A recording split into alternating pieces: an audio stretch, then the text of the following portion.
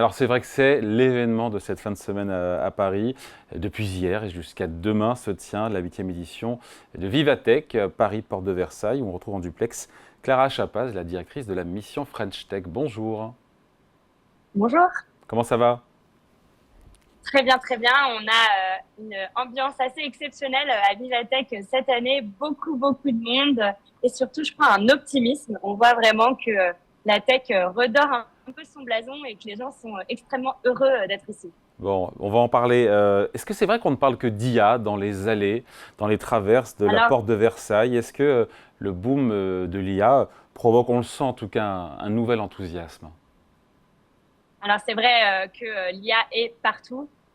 Vous en avez parlé précédemment. Le président de la République a organisé un grand rassemblement des talents de l'intelligence artificielle à l'Élysée en début de semaine, donc à la veille de ce lancement de Vivatech, car c'est la technologie sur laquelle la France accélère et prend vraiment une position de leader mondial grâce au soutien du gouvernement qui a encore fait de très belles annonces, que ce soit sur la question des talents, parce qu'on a certains des meilleurs talents en intelligence artificielle. Ils sont d'ailleurs ici à Vivatech et ils montrent ce qu'ils peuvent faire pour développer les meilleurs modèles, mais aussi en termes de financement, avec la création d'un nouveau fonds, donc un fonds qui va pouvoir financer les fonds d'investissement qui vont continuer à investir dans cette technologie parce que c'est une technologie qui demande un certain nombre d'investissements.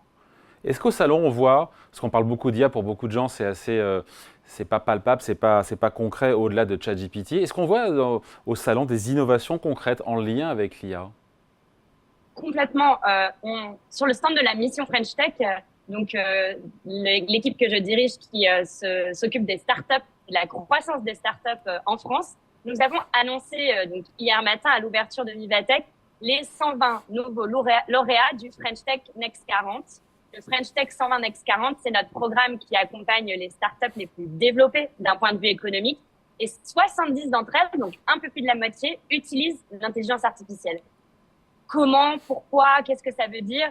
Je vais vous donner quelques exemples. C'est par exemple Akemia, une entreprise qui utilise des modèles d'intelligence artificielle pour accélérer la recherche de médicaments. Donc c'est très concret. Grâce à ces technologies, on va pouvoir développer des nouveaux médicaments contre le cancer, mais aussi contre tout un tas d'autres maladies qui vont pouvoir entrer sur les phases de production bien plus rapidement qu'avant l'utilisation de l'intelligence artificielle. Avant de parler du Next 40, parce qu'il a subi un petit toilettage, on se dit quoi? Parce que je crois que c'est Bruno Le Maire qui dit que la France peut être un leader européen en matière d'IA. On peut, parce qu'on ne peut pas rivaliser avec, encore une fois, l'Amérique ou la Chine, mais on peut être un acteur de taille mondiale, nous, la France, sur l'IA. Alors déjà, je crois qu'on peut rivaliser et des entreprises comme Mistral AI, qui est aussi rentrée dans le Next 40 cette année, nous le prouvent. Mistral, c'est une entreprise avec des chercheurs qui ont fait leurs armes dans certaines des grandes entreprises américaines, qui ont décidé de revenir en France pour lancer une entreprise d'intelligence artificielle et donc créer des modèles d'intelligence générative ici en France, une vraie alternative à ces modèles européens. Moins d'un an après son lancement, Mistral a déjà des modèles qui sont dans le top 3 mondial d'un point de vue de la performance. Et donc, on voit vraiment que sur cette technologie, sur cette révolution qui s'ouvre, on a la capacité, grâce à nos talents, c'est d'autant plus pour ça qu'il faut renforcer la formation de ces talents, d'avoir vraiment des géants. Notre meilleur espoir aujourd'hui, c'est Mistral AI, Mistral AI, ou il y en a d'autres qui sont derrière, qui arrivent? Il y en a d'autres, d'ailleurs, au même moment que le président de la République rassemblait les talents avec Marina Ferrari, la secrétaire du numérique à l'Élysée. Une très belle levée de fonds a été annoncée, c'est celle de H, ou enseignement Holistic AI, qui développe elle aussi un certain nombre de modèles sur l'intelligence artificielle et qui a levé 220 millions d'euros, donc c'est pas rien, pour pouvoir accélérer sur cette technologie. Mais on a aussi d'autres initiatives très intéressantes, comme par exemple le laboratoire QTI, lancé par Xavier Niel, Rodolphe Sadé et Eric Schmidt il y a maintenant à peu près 6 mois, qui est un laboratoire qui va pouvoir aussi développer des modèles à but non lucratif pour pouvoir toujours aller plus loin sur la technologie de l'intelligence artificielle. Clara Chapaz, après 2 années, on le sait, ça n'a pas été simple pour nos startups de crise, de passage à vide, de turbulence. Beaucoup de startups qui ont dû se serrer la ceinture, des financements plus compliqués. Parfois, il a fallu licencier. Est-ce que la French Tech, on peut le dire là, cette année repart de plus belle? Nos startups sont en meilleure forme que l'an dernier à la même époque? En tout cas, c'est vraiment ce qu'on sent ici, un dynamisme où il y a un vrai optimisme. Quand je le disais tout à l'heure, on sent que les startups ont envie d'aller plus loin. On sent que les journalistes et tout le public qui est ici est vraiment ravi de voir le développement de l'écosystème. Et quand on regarde donc la fameuse promotion du French Tech 120 dont on parlait, qu'on a dévoilée hier, elles ont cumulé ces startups du French Tech 120 plus de 10 milliards d'euros de chiffre d'affaires en l'année 2023. Donc, on a atteint un certain cap. Ce sont des entreprises très solides, mais surtout, elles ont continué à créer de l'emploi. Donc, même dans un climat difficile dont vous avez parlé, certaines entreprises ont dû prendre des décisions difficiles. Mais quand on regarde dans l'échelle globale de l'écosystème, ces French Tech 120 ont créé plus de 40 000 emplois, une hausse de 8% par rapport à l'année précédente. Donc, elles sont très résilientes. Et je crois que c'est parce qu'elles sont sur des technologies, on a parlé de l'intelligence artificielle, mais on aurait pu parler de la green tech, qui sont vraiment des technologies d'avenir dont on a besoin. Et aujourd'hui, elles sont soutenues pour accélérer sur ces technologies. Je disais que 30% de la French Tech était rentable. C'est vachement bien, ça, dis donc, comme Exactement. chiffre. Ouais. C'est au-delà de ce que Oui, j'imaginais. exactement, dans l'écosystème French Tech et donc ces fameuses 120 startups, on a aussi pu prendre connaissance du fait qu'un tiers d'entre elles sont déjà rentables. Donc, on est dans une tendance où on voit l'écosystème se solidifier. On a d'ailleurs un tout petit peu plus d'une dizaine de startups qui sont autofinancées. Donc, je crois que c'est aussi le gros message de cette promotion du French Tech 120, c'est qu'on a différents modèles, des très belles levées de fonds, on en parlait sur l'intelligence artificielle, mais aussi des startups comme WizEvent, par exemple, qui intègrent directement le Next 40 cette année, qui fait plusieurs centaines de millions d'euros de chiffre d'affaires et qui a levé en tout et pour tout 1 million d'euros au début de sa création et qui s'est développé comme ça, petit à petit, année après année, en créant des services autour de la billetterie en ligne pour devenir une entreprise qui aujourd'hui est dans le Next 40 avec un modèle de développement un peu différent. Avec donc des levées de fonds, Clara Chapaz, qui sont de retour, et des investisseurs américains, m'a-t-on dit qu'il était également. C'est vrai, ça? Alors, sur le salon, en tout cas, c'est vrai qu'on entend parler anglais dans toutes les allées. On voit qu'il y a un très fort intérêt des entreprises américaines, mais pas que. Le Japon est le pays à l'honneur, donc il y a aussi beaucoup de personnes du Japon, mais de l'Asie en général, qui sont ici, parce que nos startups ont vraiment cette ambition internationale. 40% du chiffre d'affaires du French Tech 120 est déjà fait à l'international. 90% d'entre elles ont déjà un bureau à l'international. Donc, on voit que voilà, on n'est plus sur des entreprises qui seraient centrées sur des services en France, mais elles se déploient partout. Et d'ailleurs, un fait intéressant, c'est que pour ce faire, elles ont profité aussi un peu de la situation de fragilité dont on parlait de 2023, et elles ont parfois racheté leurs concurrents. C'est le cas, par exemple, de Content Square, une des startups du Next 40 qui permet d'optimiser les sites Internet, qui a racheté son concurrent américain, qui s'appelle Hip, l'année dernière. Et ça lui permet d'accélérer à l'international et de pouvoir gagner des parts de marché. Tous ces rachats, ça plaide aussi pour un compteur des licornes qui repart de plus belle. En même temps, je vous dis ça, mais on m'a dit que c'était de moins en moins tendance et c'était de moins en moins un indicateur, on va dire, pertinent ni populaire que de parler de licorne. C'est vrai, ça? Alors, on a toujours plus de licornes, c'est vrai. La dernière en date, c'est Pigment. On en a combien en tout? On en a 32 aujourd'hui, des licornes. Donc, l'objectif qui nous et avait je vous ai coupé, pardon, la dernière, c'est qui la République dernière? a été atteint. C'est qui la dernière? Pigment, qui est une entreprise de planification financière qui a été créée en 2019 et qui déjà a gagné un certain nombre de clients, notamment à l'international d'ailleurs, qui est fondée par Romain Nicolo et Éléonore Crespo, qui est d'ailleurs la seule femme dirigeante du Next 40. Donc, on voit que voilà, ces entreprises continuent à atteindre ce type de valorisation. Mais en effet, je pense que pour nous, le plus important, c'est de parler de chiffre d'affaires. Et dans les entreprises du French Tech 120 de cette année, il y a 31 entreprises qui ont dépassé la barre des 100 millions d'euros de chiffre d'affaires. Donc, on commence à être sur des entreprises matures qui ont vraiment consolidé leur part de marché et qui continuent à être en croissance pour accélérer. Clara Chapaz, le Next 40, juste un petit mot dessus. cet indice qui est composé donc des tech, de la tech, des startups les plus prometteuses de la French Tech. Il a fait peau neuve cette année avec 35 nouveaux entrants. OpenAI, bien sûr, Malte, on recevra son patron, d'ailleurs Malte, c'est la plateforme pour les freelances qu'on recevra bientôt sur Boursorama. Insect, à ma surprise, est sorti. Pourquoi tous ces changements? En fait, dans la révision des critères du French Tech 120 Next 40 que nous avons opéré cette année, il y avait l'idée de se dire, voilà, le programme a 5 ans, l'écosystème a évolué, comment est-ce que aujourd'hui, en 2024, on identifie les startups les plus prometteuses d'un point de vue économique. Et le gros changement, ça a été de donner autant de place aux startups qui font du chiffre d'affaires et de la croissance de ce chiffre d'affaires. C'est pour ça que pour nous, c'est un indicateur aussi important. Et aux startups qui rentrent sur le critère de levée de fonds, qui sont plutôt des startups deep tech. D'ailleurs, les startups deep tech représentent environ 23% du classement. C'est Akemia dont je parlais sur la santé, mais aussi des startups qui créent des innovations de rupture sur tous les secteurs stratégiques. Clara Chapaz, la deep tech, pardon, la deep tech pour le commun des mortels, comment on l'explique simplement? L'innovation de rupture, donc souvent ce sont des startups dont l'innovation sort d'un laboratoire.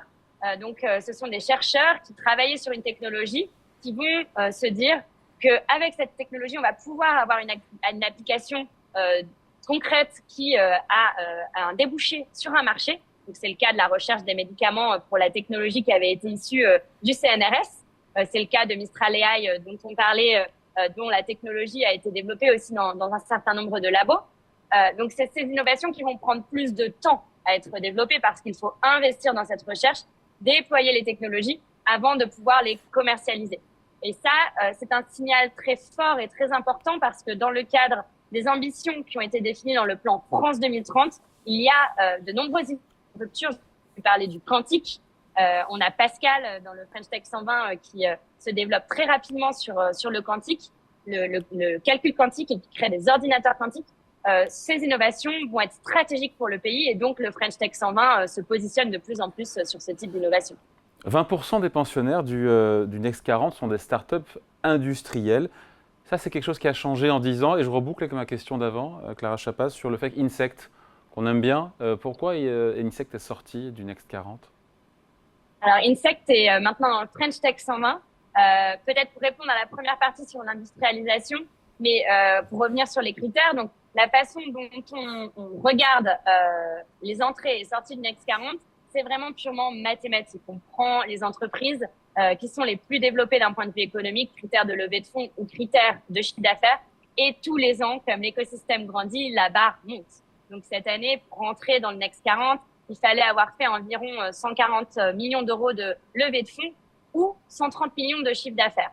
Donc les entreprises qui n'auraient pas qualifié sur ces critères se retrouvent dans le French Tech 120 parce que voilà, l'écosystème grandit et il y a de plus en plus d'entrants, il y a de plus en plus de très belles entreprises, mais on les accompagne toutes et nous aussi on les aime toutes de la même façon.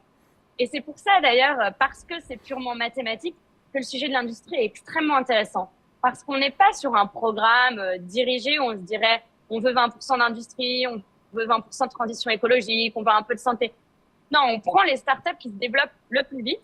Et en effet, on observe un phénomène depuis maintenant quelques années d'un renforcement du poids des startups industrielles dans notre programme, mais aussi du coup dans l'économie.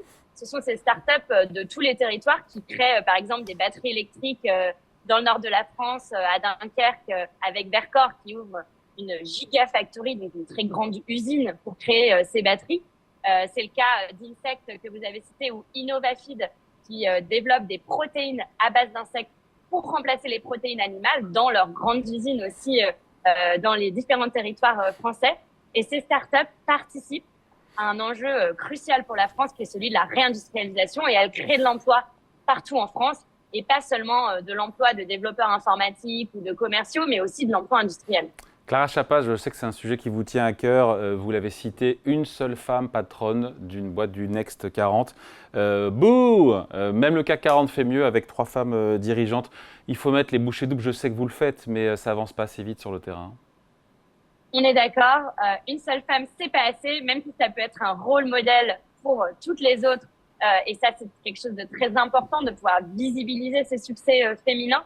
On a quand même au total 18 femmes fondatrices, cofondatrices ou dirigeantes dans le Next 40. On a par exemple Jade qui rejoint le French Tech 120 avec la startup WeMaintain. WeMaintain, c'est une startup qui fait de la maintenance et de la prédiction de maintenance pour les ascenseurs et ce type de dispositif dans l'immobilier. Donc, il y en a un petit peu plus que l'année dernière, mais c'est pas assez. Ce qui m'intéresse aussi particulièrement, c'est de voir l'engagement de ces startups sur la féminisation au total de leurs équipes et notamment des managements de ces équipes, parce que dans les équipes de direction des startups, on a aussi un peu le même problème. Et là-dessus, on a beaucoup travaillé. Il y a une initiative qui s'appelle le Pacte Parité, qui engage les startups à accélérer sur la féminisation via des actions très concrètes, le recrutement, la représentation, aussi des quotas sur le conseil d'administration.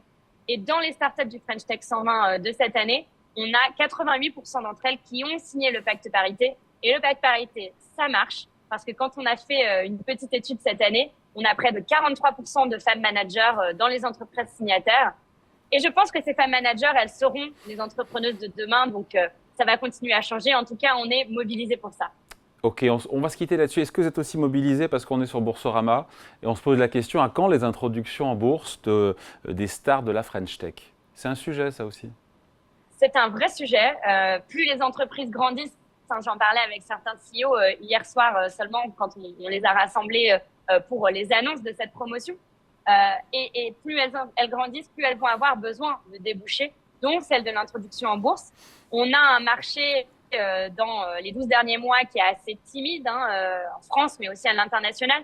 Mais on a quand même eu l'entrée en bourse de Planisware qui a été plutôt réussie, qui est un signal assez positif pour le secteur. Donc voilà, il va falloir voir comment le marché se réouvre. Mais bien sûr, c'est une question sur laquelle on prépare les entreprises. On a un partenariat avec Euronext qui s'appelle Tech Leader pour préparer les entreprises à cette question. Parce que c'est un processus très long, comme on le sait, l'entrée en bourse. Et il va falloir les accompagner pour ces nouvelles étapes. Sans pour autant fixer des objectifs, comme on dit, avoir, je ne sais plus, X dizaines de licornes, X start-up ou pépites cotées en bourse. Non, c'est difficile après.